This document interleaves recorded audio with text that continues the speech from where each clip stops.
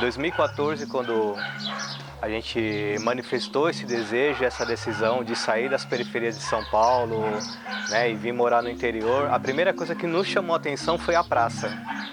Porque das periferias de onde a gente morava, não tinha praça, né? Male male tinha biblioteca no bairro, né? Então, quando a gente veio pra cá, viu essas ruas largas e uma praça com coreto no meio, a gente falou assim, nossa, que riqueza, né? Eu falei a quantidade de coisas que é possível fazer, né, dentro dessa praça. E a gente ficou com isso, né, como guardando, como se fosse uma poupança, né? Falei assim, um dia a gente vai fazer alguma coisa nessa praça, né? E chegou a pandemia, né, do Covid-19 em 2021. Então, na época eu estava trabalhando numa empresa, então possibilitou ficar trabalhando remoto em casa, ter uma internet para poder trabalhar. Mas toda vez que a gente abria a janela aqui do quarto e olhava para a praça, a gente via a criançada na rua, né, totalmente desassistida, né? E assim, sem perspectiva nenhuma de leitura, de estudo, parte educacional ou até mesmo um amparo familiar, porque a maior parte dos adultos familiares dessas crianças, né, estavam trabalhando. Né? A maior parte trabalha com faxina, trabalha com limpeza, com segurança. Então foram setores que na pandemia não pararam, né? Então, as crianças ficavam na praça, né? Mas os adultos responsáveis tinham que ir para as suas empresas. Mesmo que a orientação naquela época era para que a gente ficasse em casa. Mas os donos dessas empresas, né, obrigavam esses funcionários a estarem lá. Enquanto eles estavam em casa, às vezes estavam na sua chácara, né, na sua casa na praia, mas esses funcionários estavam tendo que correr o risco de vida, né, de pegar ônibus ou às vezes nem ônibus, ir andando de bicicleta até o local de trabalho para cumprir um protocolo, né, porque eles não podiam perder o emprego deles. Então isso foi dando uma inquietação para a gente, né? Falar assim, poxa, né? A gente aqui, né? Bibliotecária em casa, uma contadora de história, né? Um monte de livro, as crianças ali todo dia na praça, desassistidas, a gente precisa fazer alguma coisa. Bom, eu sou a Júlia, sou cofundadora da Biblioteca Pé de Boldo, que é uma biblioteca que a gente lançou na pandemia para numa inquietação, né? Enquanto a gente via, né, nós no trabalho home office, eu e o Johnny, meu companheiro, e as crianças sem aula na praça, que hoje é a praça que a gente ocupa, e elas sem acesso à internet, porque toda a educação, ficou todo mundo muito perdido na pandemia, a gente também não é diferente, né? Mas né, a área da educação aqui, a gente migrou tudo para a internet, para os celulares, smartphones, mas a turminha aqui não tem esse acesso. E aí, a gente acabou ficando com esse cenário, né? Olhando a turma lá fora, sem ter as aulas, mas também a gente não podendo fazer muita coisa, porque era um estado bastante grave, né? A gente não podia sair, não podia circular, mas a criançada estava ocupando o espaço, né? Estava bem ociosa. E como eu já estava na época na área da educação, a gente fica muito preocupado com essa questão do que vai perder, né? Infelizmente a gente acaba pensando assim no que a periferia, né, que é o lugar onde a gente habita, tá perdendo em relação às outras escolas que conseguiram se organizar e têm mais acesso, né? E principalmente as crianças na fase de alfabetização, assim, eles estavam perdendo bastante conteúdo, bastante vivência mesmo, de ler, de explorar também. E aí foi essa inquietação que rolou. E aí meu companheiro, ele me provocou, porque como eu já fazia um trabalho com mediação de leitura em escolas, eu tinha um acervo bem rico, assim, né, que eu fui pegando indicação, que eu fui adquirindo ao longo dos anos, e ele já jogou para que eu liberasse o meu acervo para a galera, assim, né. E como bons leitores ou colecionadores de livros também, né? A gente sempre tem aqueles livros que a gente vai comprando, a gente acaba virando uns acumuladores de livros, né? A gente tem um apego também, né? E não quer sair distribuindo o nosso acervo pessoal. A gente fica ficar com aquele preciosismo, assim, né, do meu livro, né, como um objeto, assim. E ele achou que eu ia, sei lá, acho que na brincadeira, né, na provocação, ele achou que eu não ia comprar, né. Aí no dia seguinte, eu dormi com essa, né, não disse nem sim nem não. Aí no dia seguinte eu aceitei essa proposta e os professores precisavam voltar para as escolas, né, sem os alunos, mas voltar para as escolas. E eu conheci alguns professores, né, e com esses professores eu fui avisando, olha, estou montando uma biblioteca comunitária aqui para o bairro, né, se você souber de alguém que tem livro para doar. A gente só não imaginava que assim, ia aparecer muita gente com muito livro em pouquíssimo tempo. E aí precisou só de um dia, no dia seguinte ela falou, tá bom, são esses livros que a gente vai levar para a praça. E aí a gente pegou a toalha de mesa aqui da cozinha, pegou as almofadas do sofá, pegou umas caixas que a gente colocava roupa suja para lavar e nos aventuramos, né? Fomos para a praça, chegamos na praça, estava toda suja a praça, então a gente perdeu um bom tempo limpando a praça, desinfetando ela, porque tinha uns líquidos no chão, a gente não sabia o que era, se era urina, se era água ou não. Mas como a gente estava com os recursos todo para chão, para trabalhar com criança sentada no chão, no tecido, na almofada, a gente tinha essa preocupação de minimamente limpar o espaço e higienizar, né, para não correr nenhum risco para a criançada. Isso aconteceu em 2022, né? Meses antes, em 2021 ainda, a gente já começou esse contato de estamos fazendo alguma ação literária lá em casa para ajudar as crianças a não ficarem sem leitura. Então, em 2021, a gente funcionava como se fosse um drive-thru, né?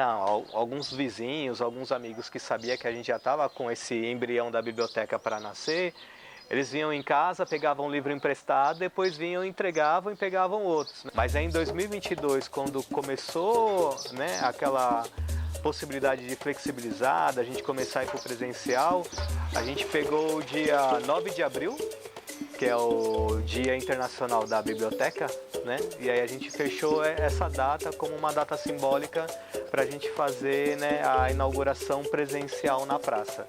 Então saiu do drive-thru para ocupar definitivamente a praça.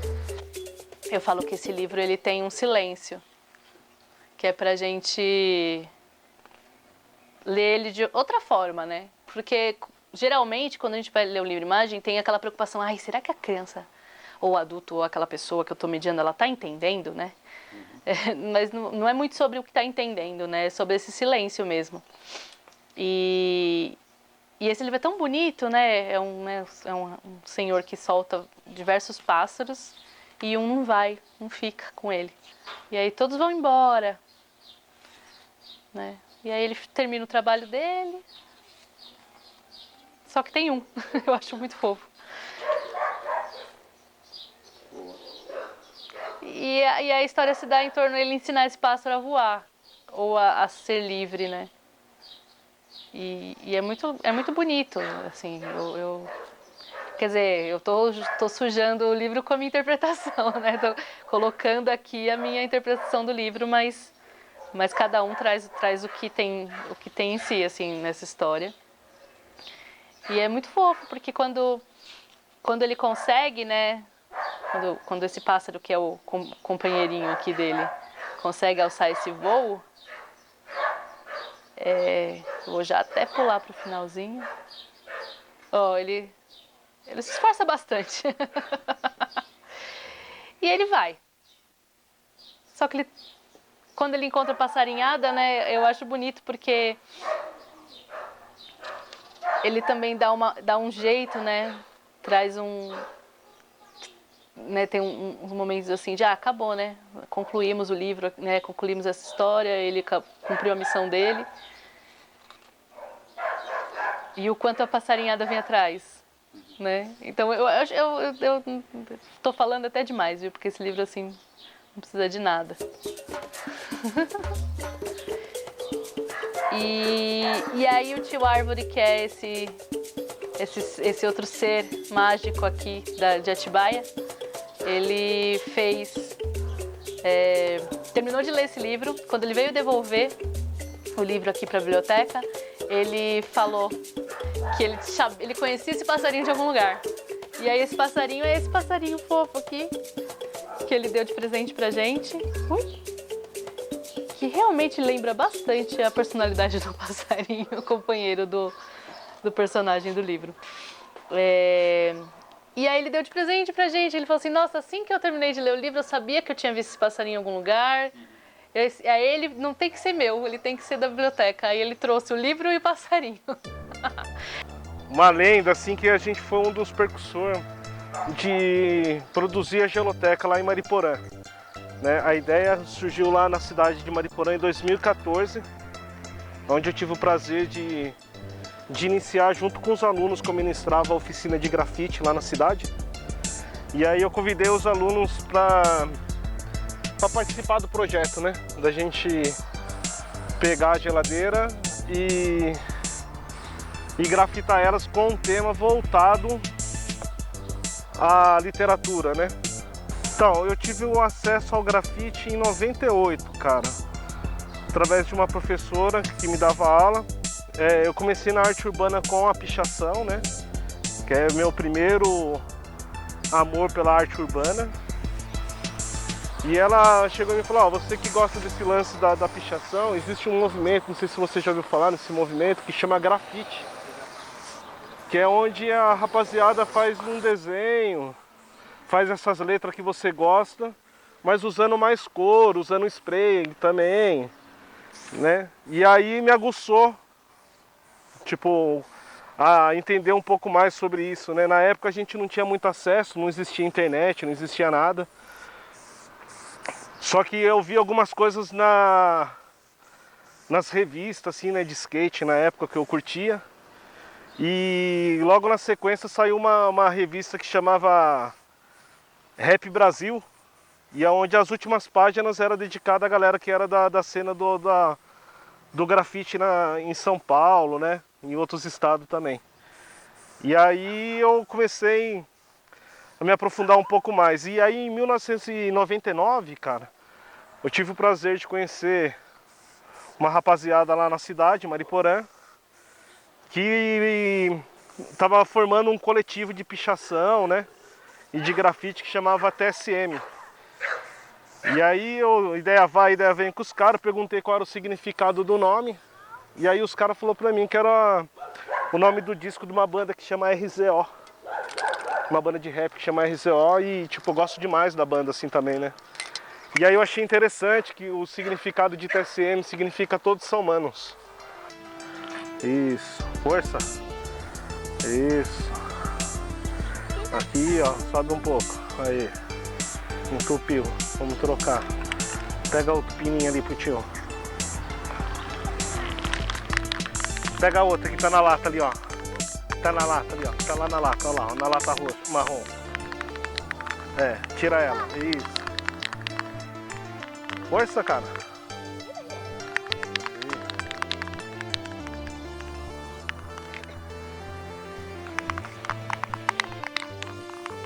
Vai lá.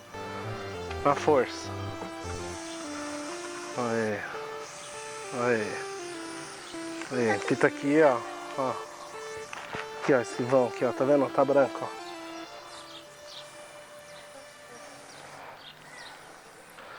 Vai lá. Eu também gosto de pintar. Aqui. Preenche aí pra mim. Isso.